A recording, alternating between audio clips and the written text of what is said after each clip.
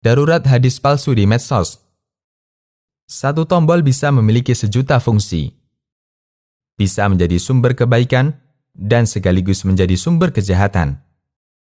Itulah media sosial. Betapa mudahnya orang menyebarkan informasi.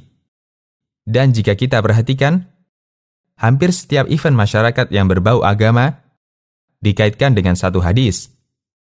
Sehingga setiap ada event, terbit hadis baru. Di antaranya yang pernah mampir dalam broadcast di WA beberapa hadis berikut.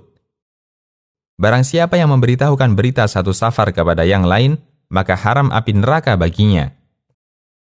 Barang siapa yang memberitahukan berita Arafah kepada yang lain, maka haram api neraka baginya. Barang siapa yang memberitahukan berita satu Dzulhijjah kepada yang lain, maka haram api neraka baginya. Barang siapa yang memberitahukan berita Sya'ban kepada yang lain, maka haram api neraka baginya. Barang siapa yang memberitahukan berita satu Rajab kepada yang lain, maka haram api neraka baginya. Nampaknya, yang membuat hadis ini sudah kehilangan rasa malu. Redaksi sama dan hanya menggunakan metode kopas.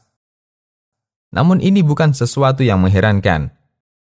Seperti yang diriwayatkan oleh Al-Uqaili dan Hamad bin Zaid, bahwa orang-orang zindik atau munafik pernah membuat hadis palsu sebanyak 14.000 hadis. Dan 3 orang yang terkenal sebagai pemalsu hadis pernah membuat hadis palsu lebih dari 4.000 hadis. Bahaya dusta atas nama Nabi SAW.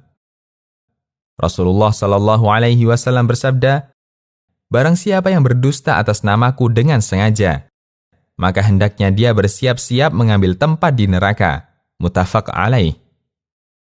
Al-Hafidz Ibnu Hajar Al-Asqalani menjelaskan, para ulama sepakat bahwa sengaja berdusta atas nama Rasulullah SAW termasuk dosa besar.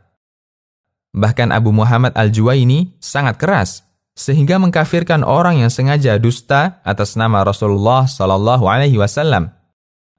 Dan mereka bersepakat haramnya meriwayatkan hadis maudhu atau palsu, kecuali disertai keterangannya yang menjelaskan kepalsuannya.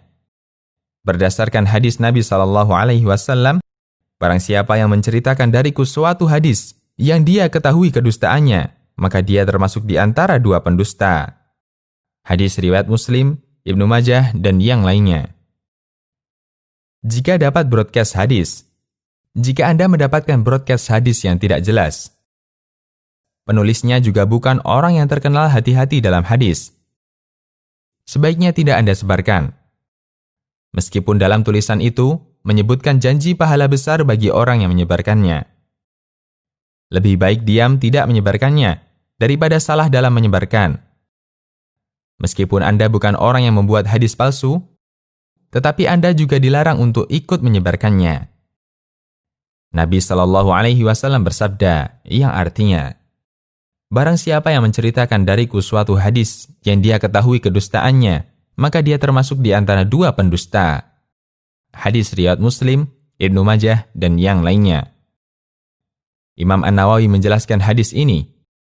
Haram hukumnya meriwayatkan hadis maudhu atau hadis palsu bagi orang yang mengetahui atau menurut dugaan kuatnya bahwa derajat hadis tersebut adalah maudhu atau palsu. Sebab itu, barang siapa yang meriwayatkan suatu hadis yang dia yakin atau ada sangkaan kuat bahwa derajatnya adalah maudhu atau palsu, namun dia tidak menjelaskan derajatnya, maka dia termasuk dalam ancaman ini. Ibnu Hajar Al-Haytami pernah ditanya tentang para khatib yang biasa menyampaikan hadis-hadis lemah dan palsu dalam khutbahnya. Beliau menjawab, tidak halal berpedoman dalam menyampaikan hadis pada suatu kitab atau khutbah yang penulisnya bukan ahli hadis. Barang siapa yang melakukan hal itu, maka dia layak untuk dihukum dengan hukuman yang berat. Inilah keadaan para khatib zaman sekarang. Tatkala melihat ada khutbah yang berisi hadis-hadis, mereka langsung menghafalnya dan berkhutbah dengannya, tanpa menyeleksi terlebih dahulu apakah hadis tersebut ada asalnya ataukah tidak. Maka merupakan kewajiban bagi pemimpin negeri tersebut untuk melarang para khatib dari perbuatan tersebut dan menegur dari khatib yang telah melakukan perbuatan tersebut. Semoga Allah menyelamatkan kita dari kesalahan ketika bermedsos. Demikian, Allahu a'lam. Konsultasi Syariah.